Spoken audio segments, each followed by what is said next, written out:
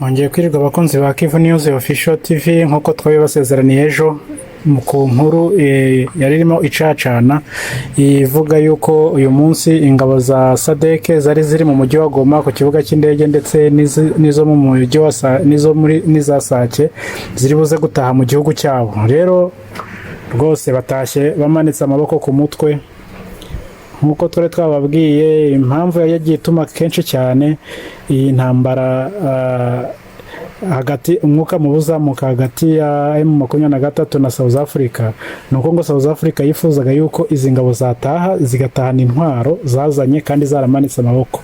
Rero intambara yakomeje intambara y'ubutiti yakomeje kuba nyinshi ariko birangiye South Africa itsinzwe kuko ingabo zayo zicyuwe na UN ku mugaragaro kandi zicyuwe nta gikoresho na kimwe zijyanye. Rero nk'uko mubibona ayo ni amakwastere yarari mu Isake. Murabona turaberekana kandi ka video ka mu gitondo abo ku kibuga cy'indege kigoma bari kwitegura cyane ngo ko harimo abagore batwite, harimo n'inkomere ndetse n'abarwayi. Rero bose hamwe bakaba batashye ku masaha ya 6:20 nibwo bari bageze ku mupaka kuri Grande Barriere igihe bari bamaze kwambuka bahisikotinzwe nyine n'abasirikare b'u Rwanda n'amakomvoyi z'u Rwanda bamaze kwambuka umupaka kugira ngo bageze i Kanombe. Rero umutekano wabo ugomba kurindwa kuko batashye nta ntwaro. Niyo mpamvu mubona komvoyi z'igihugu cy'u Rwanda zibaproteje zibaherekeje. Rero ubwo turakomeza tubagezaho izindi nkuru. Ciao ya Kivu News kugira ngo tugeze update yuko iki kibazo cy'ingabo za SADC zari zikiri mu mujyi wa Goma cyakemutse.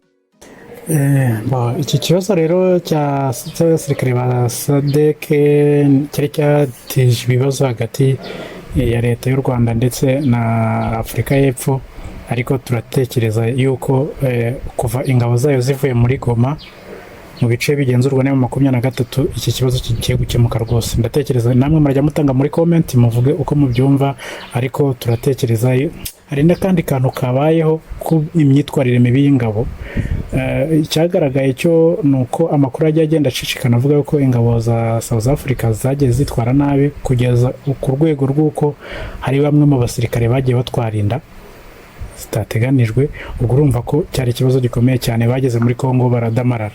Rero ku bw'amahirwe baratashye, bavuye muri Kongo batashye ku butaka bw'iwabo.